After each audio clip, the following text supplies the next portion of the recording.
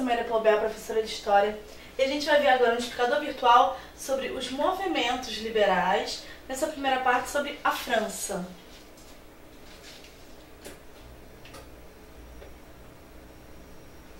Bom, primeiro uma introdução, né? O que são as revoluções, o que são os movimentos liberais? Quando a gente fala em liberal, eu estou falando sobre o liberalismo, né? Em oposição principalmente ao feudalismo, que era o feudalismo, absolutismo, um monte de coisas que eram atreladas e que eram contrárias aos princípios do liberalismo, tá?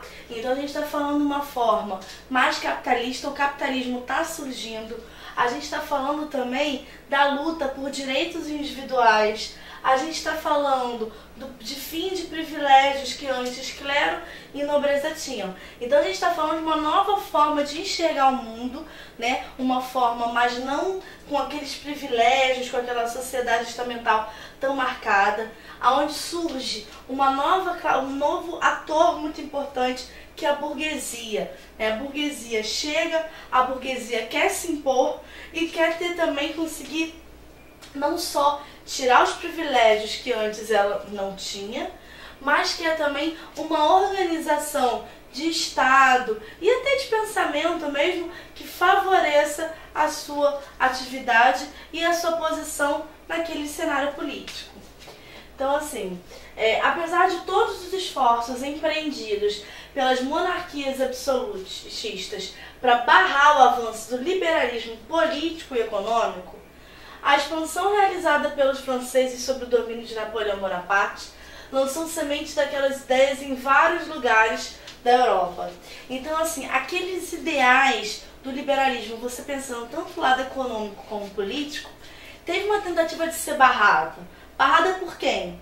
Por quem estava sendo prejudicado, né? Aqueles velhos atores políticos, os absolutistas, a nobreza principalmente, não queria perder o seu status, o seu privilégio, queria manter o mundo, a ordem das coisas como elas estavam. Só que assim, o germe da mudança, né, aquela sementinha de que as coisas poderiam melhorar, já tinha sido espalhado, né? Você não conseguia mais retroceder ao período que aquela ordem nem era questionada. Aquela ordem não só era questionada, como queria ser derrubada e posto no lugar uma outra coisa nova. Então o choque entre o antigo e o novo, né? O que seria o antigo e o novo?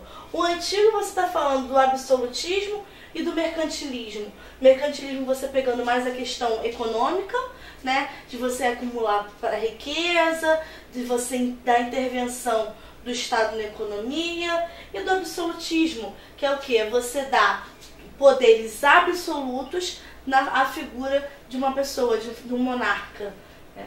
Versus o que? O que é o novo? É o Estado burguês, a burguesia aparecendo, como eu falei, aparecendo como grande figura, né? Questionando esse status das coisas como estavam, e o liberalismo, se você pegar também o liberalismo na questão econômica, de você ir procurando dar uma nova cara àquelas relações comerciais e econômicas que tinham. E o fortalecimento do nacionalismo provocaram uma onda revolucionária que se espalhou pela Europa entre 20 e 48. Então você tem de um lado essa sementinha, né, do novo, do liberalismo, né, da burguesia florescente. E você também tem o surgimento do sentimento nacionalista, né, de exaltação, enfim, essas duas coisas juntas vão gerar um descontentamento com o estado que as coisas estavam e com uma vontade de mudança, de se organizar para poder mudar. Então, essas revoltas liberais, elas estão se referindo a um conjunto de revoltas ocorridas na Europa e que tinham como causas básicas as crises econômicas, as desigualdades sociais e a oposição aos princípios absolutistas restaurados com o Congresso de Viena. O Congresso de Viena tenta dar um passo atrás a todas aquelas conquistas que já tinham sido alcançadas. Então essas revoluções, essas revoltas tentam o quê?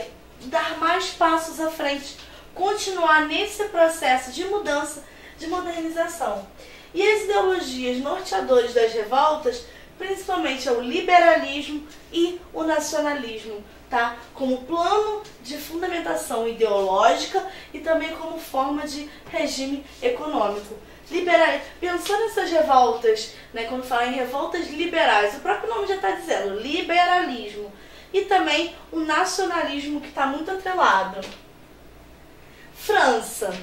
Na França foram dois graves conflitos, né? Foram dois momentos distintos que têm um pano de fundo parecido, né? Os questionamentos são parecidos, mas você tem dois viés diferentes. Um em 1830 e outro em 1848. Com a derrota de Napoleão e a restauração da monarquia, o clero e a nobreza passaram a reivindicar o retorno dos direitos que haviam perdido com a Revolução de 1789. Então, 1789, né, o ano da Revolução Francesa, aquele ano que não dá para nenhum estudante esquecer, muito fácil, 7, 8, 9. Não esquece a Revolução Francesa. Então, assim, a Revolução Francesa foi aquela que pensa, né, liberdade, igualdade e fraternidade. Aquela que está buscando os direitos iguais entre os homens, que está botando uma fundamentação, onde o iluminismo, né, a forma de você pensar iluminista está refletido ali muito forte. E quando Napoleão perde, o que acontece? Tentam anular essas vitórias, anular essas conquistas e fazer uma restauração. Para que essas reivindicações fossem atendidas, os camponeses deveriam voltar a pagar muitas taxas que permitiam a vida de luxo e ociosidade dos nobres e clérigos. Só para a gente lembrar, o que a gente tinha na sociedade francesa antes da Revolução? Você tinha uma sociedade dividida em primeiro, segundo e terceiro estado, né? O terceiro estado sendo o povo, né? Aquela grande base que pagava impostos, taxas, era quem trabalhava para poder sustentar o primeiro e segundo estado, que é clero e nobreza. É uma sociedade marcada por privilégios, né? Então, você tem um grupo pequeno que ganha muito e não paga nada. E você tem um grupo grande de pessoas que tem que sustentar todo esse sistema que está acontecendo. Então, assim, para você poder voltar nesse estado, você teria que tirar muitos avanços que já tinham sido feitos, né? Como aqui, você teria que voltar a pagar mais taxas, mais impostos, e ninguém queria aceitar isso. E aí, como é que isso foi feito, né? Você tem que arrumar formas para você voltar, tirar da população mais, e você poder voltar com os privilégios que nobreza e clero tem. E aí, quem tenta fazer isso? O Carlos X, ele tenta impor, pela força, o pagamento dos impostos e outras medidas que faziam a França retornar ao período pré-revolucionário. É o que eu estou falando o tempo inteiro. Você tinha dado um passo para trás, e quando tem a queda de Napoleão e você tenta fazer essa restauração, é como se você voltasse tudo. Como se você tentasse anular, tirar todas essas melhorias. Então, o que acontece? O rei dissolve a Câmara, né, fecha a Câmara, acaba com a Câmara. Exige o pagamento de indenização aos nobres cujos bens foram confiscados durante a Revolução. Então, durante a Revolução, algumas terras foram confiscadas, né?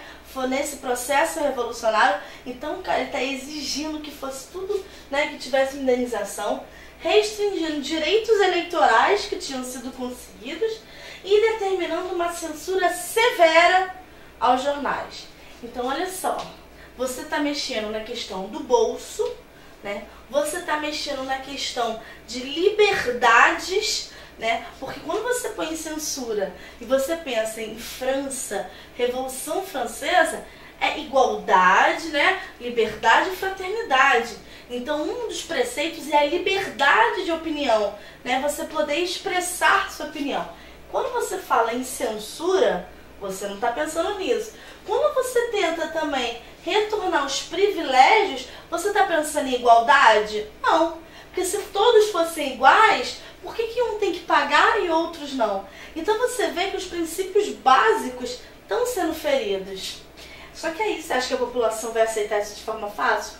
Não, a população reage de forma violenta ao autoritarismo real. E em 27 de julho de 1830, os parisienses armaram barricadas por toda a cidade.